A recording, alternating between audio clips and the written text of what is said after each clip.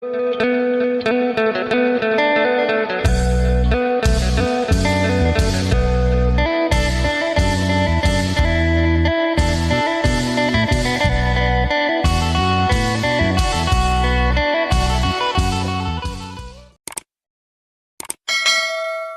สบายดีและสวัสดีพ่อแม่พี่น้องเศร้าๆตอนนี้กะ6 โมงเช้าโดยพ่อแม่พี่น้องเพราะว่าบาดจะมั่มจะเมือเซโนแต่เช้าเนาะโดยเลยเอากระสอบปูนมาให้พ่อเฒ่ากับสาวน้อยแบ่งกันใช้เนี่ยบรรยากาศยามเช้าๆงามตะเวนกำลังโผล่ตะเวนกำลังขึ้นพ่อแม่พี่น้องเลย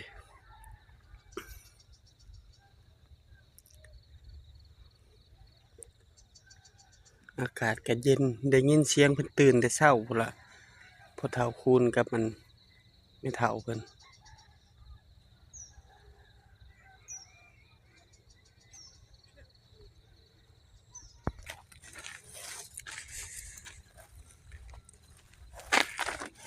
พากันพิงภัยแต่เช้า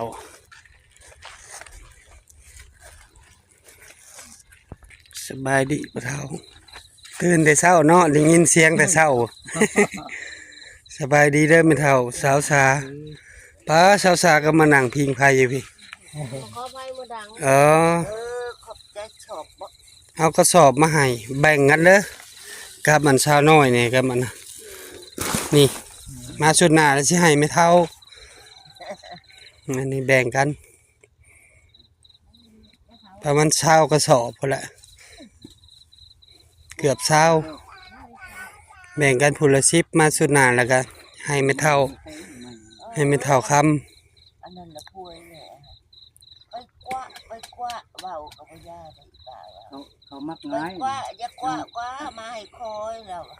อันนี้ครับปาดหัวเลยเอาไปเอามาไปเว้าซะจนเป็นโทษใส่1ข้าวสุกแล้วบ่ไม่เฒ่าสุกแล้วหนักกว่าเท่านึงได้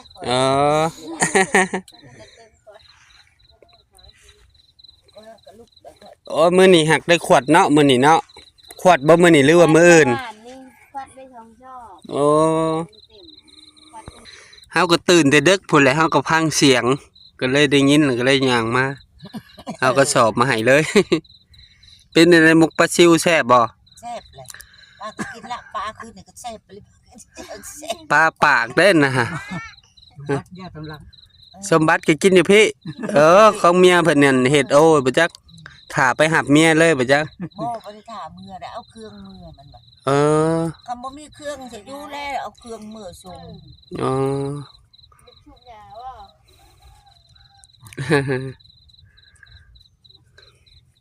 ไปตัดพื้นเลยมื้อนี้เนาะแม่เฒ่าบ่ได้ไปบ่เฒ่ามือบ้านก่อนจังน้อยเจ้าสิเมื่อบ้านบ่คืนนึง2คืนก็มาเจ้าก็อยู่พี่อยู่เสียลูกป้าเมียหั่นแหละข้าวงามมะลิเมื่อก็บ่ฮอดบ้านนะอยู่บ้านเวียงนี่น่ะมาแล้วนี่ก็มาแหละกระตุ้ยมันนี่ตัดพื้นแหละพื้นนี่ละคืนพวกไม่เท่าก็อยู่ผู้เดียวซ้ำเนาะนอนผู้เดียวนอนน้ำชุ่มนี่แล้ว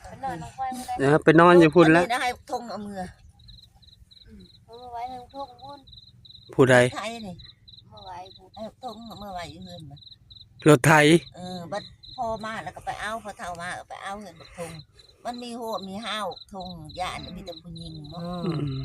อีตาอันนั้นว่าเจ้าจะไว้มาลำบ่ร้อยได้รถบันน้องพื้นน่ะเก่งซะได้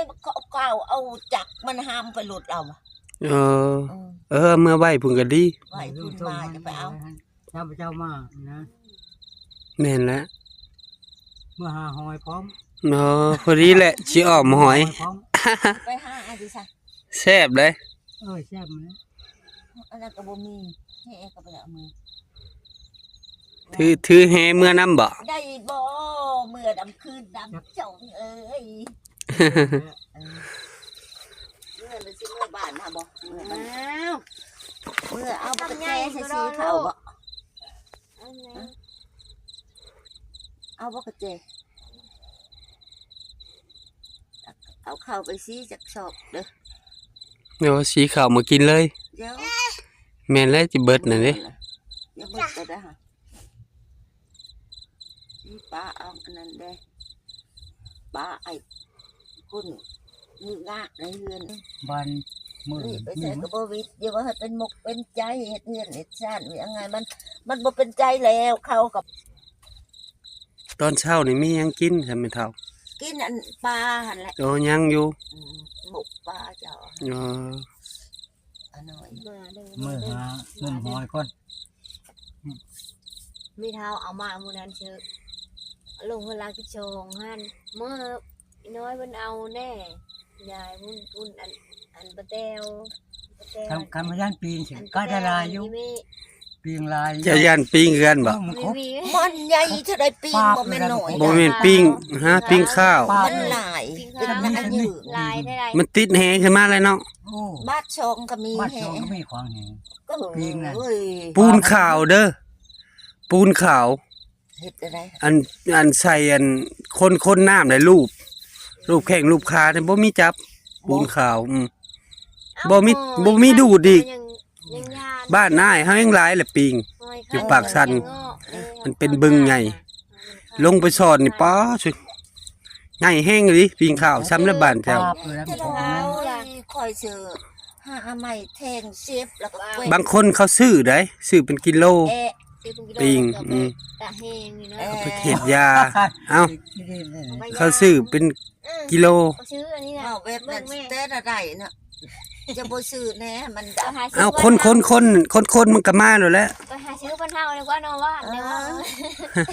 ก็ตำคุณตัวรองมาแล้วก็ดุก อ๋อ พยานปีงนี่ลาย ดำหน้าก็ได้ โดย กระดุกมาแล้วก็ ตั้งปีงลาย ให้ขันปุ๊บ ให้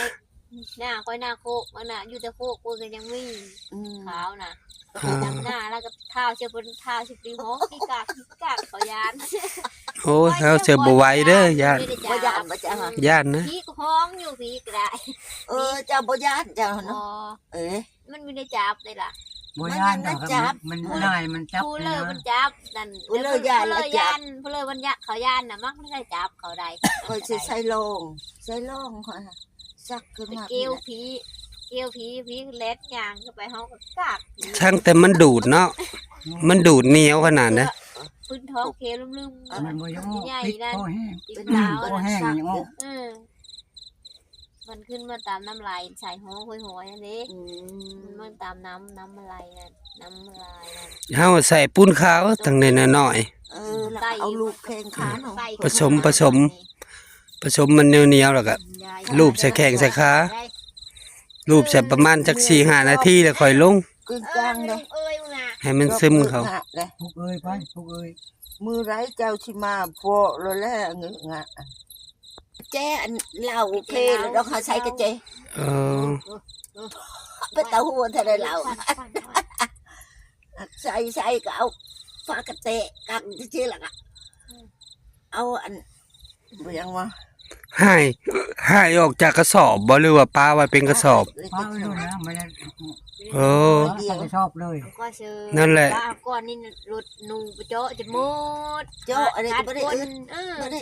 ขาดจะหมด เจ้าหันได้จักสอบปีนี้เจ้าน่ะ ได้30 บ่อันสาวน้อย ได้30 30สำคัญ อันเพิ่นเนี่ยสองเท่าค่ะ คนได้สองปะหนึ่งก็เอ๊ะโอ้มือกัน แซวแต่ดนแล้วบ่แม่นเฒ่าแซวเจ้าน่ะ วุ่นนี่นะเว้นหรอ บ่ก็ซื้อขาดแต่นี่น่ะก็ซื้อ เฮ้ยจะเก้าเว้ย ก็มันน่ะนุ่งสินอ่ะขวาใส่แอวแล้วขวาแล้วได้ เออแซวนี่เนาะ แล้วก้าวผัดเฮียซะตั้งแต่เกิดมาเลยเห็นใส่แอวอันน่ะเฮียซะ โอ้ เด้ง เจ้าหน่อยก็เมื่อแล้วเมียหนึ่งเข่าวกินข้าวแล้วก็ มัน เมื่อ ไม่เพื่อที่หนึ่งนี่วะ สาวน้อยได้หนึ่งเข่าวแล้วบ่ เจ้าบอก มาชิมมาค้างที่ได้ มือเชโนแล้วเนาะมันนี่ก็ แม่น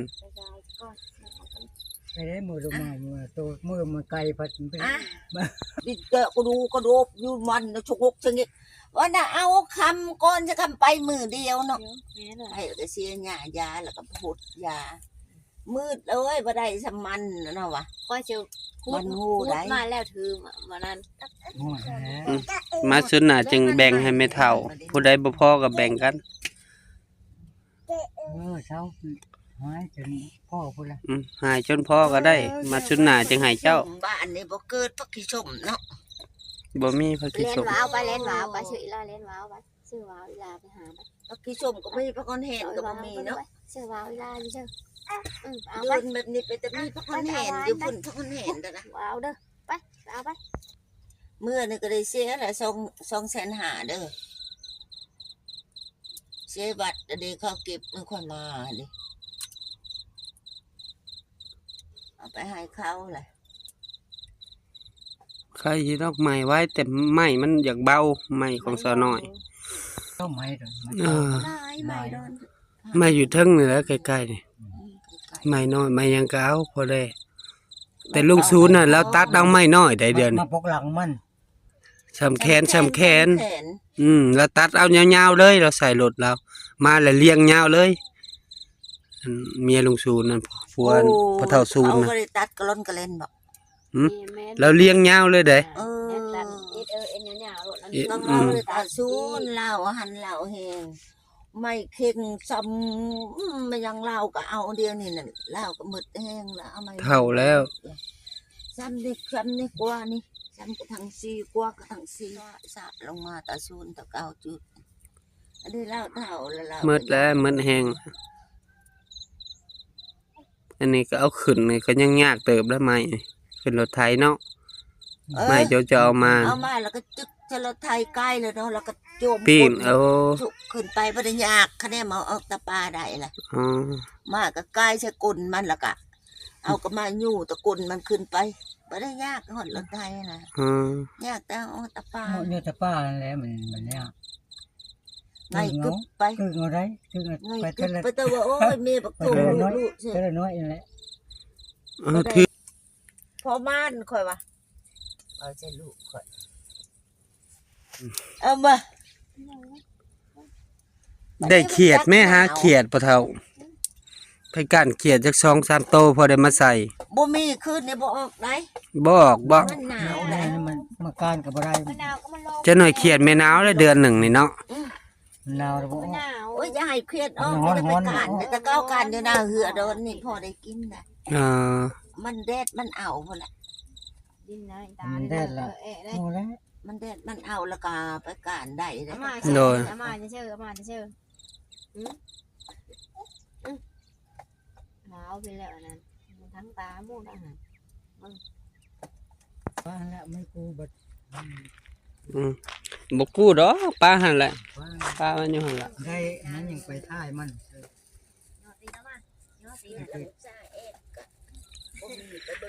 คันหนึ่งคันมันแดดบ่มีลมเลยจะไปขุดขี้เดือนอยู่หั่นบ่อนเฮาบอกหั่นไปขุดเอาโลดขี้กระเดือนน่ะแต่ไปนั่งอยู่ในตูบตอนจะเบิ่งมุงก่อน ในสิได้อันมันบ่มีเบ็ดคิดมีเบ็ดคิด หมากเบ็ดหั่นเด้หมากเบ็ดแล้วเอาเชือกนี่ใส่แล้วก็มัดไม้แห้งใส่แล้วว่าเกิบเก่าเกิบหยังเห็ดพุ่นมันเห็ดปลอมมัน ห้องน้ำก็ได้ พ้องน้ำก็ได้มัดใส่พอเท่าเอาไม้ใส่เอาคันไม้ไผ่ใส่นี่ตัดเอาน้ำมันนี่2 โมงหา4 โมงน่ะไปติดโลดในตูบหาพอได้กินคำมันแดดได้แดด2 โมง 3 โมงมันกิน4 โมงครึ่งไปแหละมันบ่อยากกินปลาน่ะ